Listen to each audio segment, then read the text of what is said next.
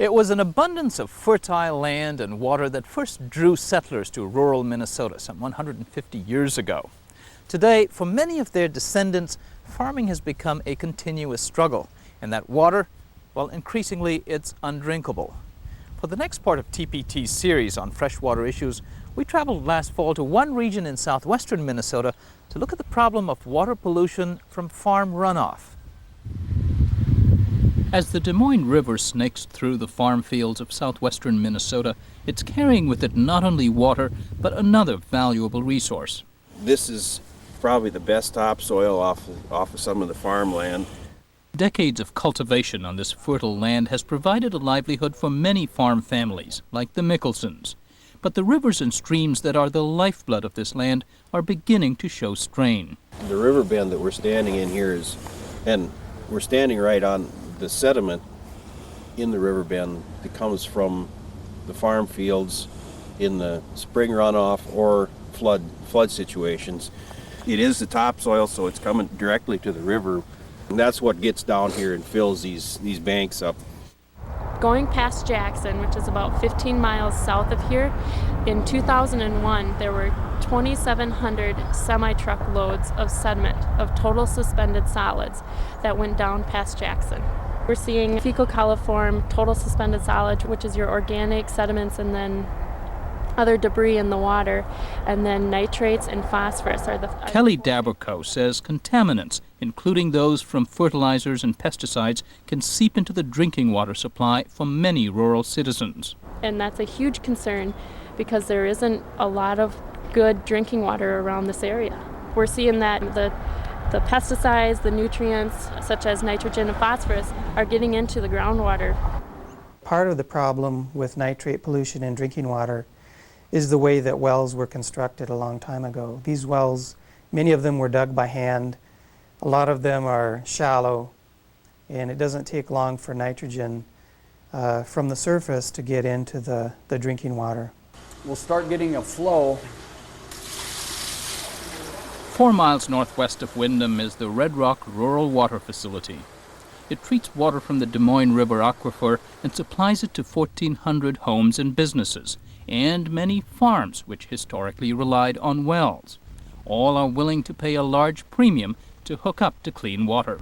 These people are paying then about $8,300 per hookup to our system, which equates in the loan value over 29 years is about $600 a year that people are paying just for that water hookup to have good quality water. That's not the water bill. And that's not the water bill. Even so, there's a huge demand. We have a waiting list right now of 400 plus residents in the area that are on our next project list. We'll hook up a maximum of 250 a year.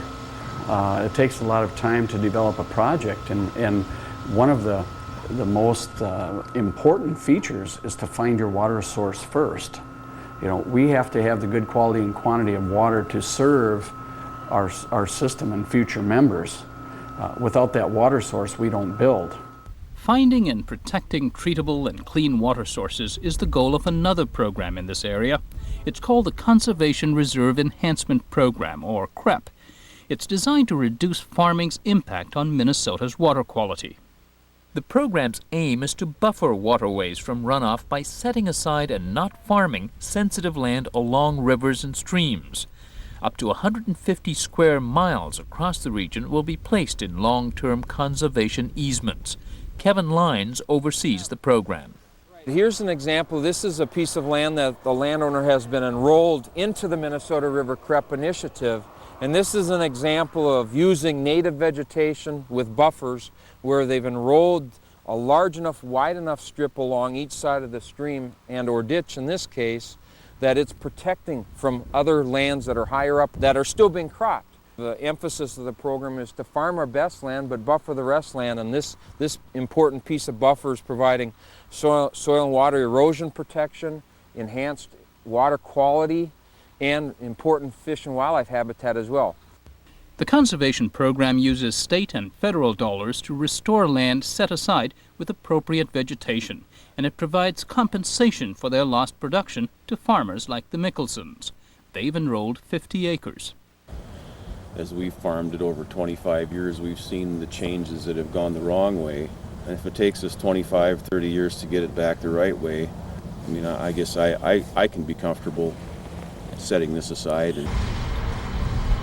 But some groups, including the Minnesota Farm Bureau Federation, have raised concerns that these long-term easements could limit farmers' opportunities in the future. We have been the caretakers of that land for so many years, and you know, each generation ought to have the opportunity to decide what land is to be used for, and I think there's a lot of technical innovation that happens over a period of years, and so I guess what we are saying is that we're not so sure that we're all-knowing in the sense that we should tie up land forever.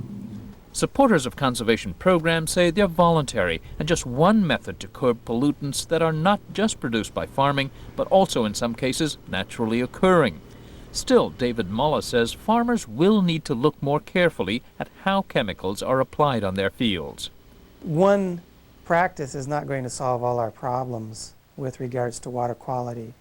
It takes a wide range of practices that take into account the variation we have in our soils, our landscapes, our farms, and the management of those farms. Balancing the needs of the fragile farm economy with the equally fragile ecosystems will be an ongoing, expensive challenge. The State Pollution Control Agency estimates it could take up to 20 years and $3 billion to clean up Minnesota's waterways. This is Fred DeSam Lazaro.